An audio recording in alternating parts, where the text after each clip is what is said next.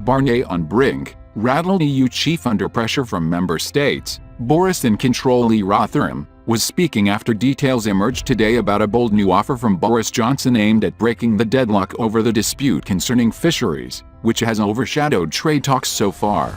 And Mr Rotherham, who recently suggested EU leaders might be ready to sideline Mr Barnier in favor of bilateral talks, suggested the move was motivated by a willingness on the part of Mr Johnson to find a workable solution irrespective of the EU chief negotiator's input.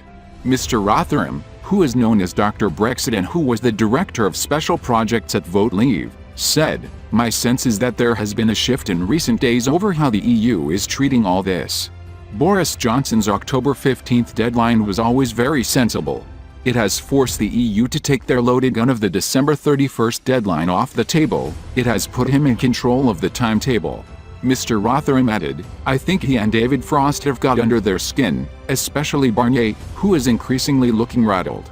Referring to Mr Barnier's recent use of social media, he explained, "You can tell that with his use of language and his handling of Twitter, he never used to respond like that before. I also think other member states may have spoken to the Commission about the fixation with fishing.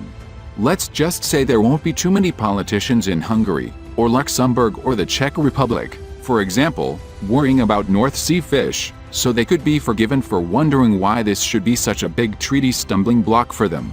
Taking back control over British waters is a key tenet of Brexit, but European fishermen, particularly French vessels, are implacably opposed to anything which would reduce their access to UK waters.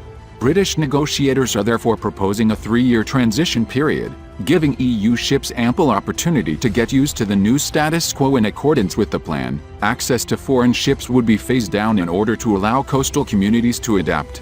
Mr Rotherham added, "By being so reasonable, the UK is doing the EU a favour and it removes any reason for EU fishermen to object." Boris Johnson is being extremely fair-minded with this 3-year deadline, and it shows both sides recognize they need to make practical accommodations for the other. There now needs to be some give and take on the EU side, for example, with fishing around Jersey and Guernsey to make easier for them to get their fish into France without facing red tape. But that shouldn't be too much of a problem because the ports cover similar fishing grounds.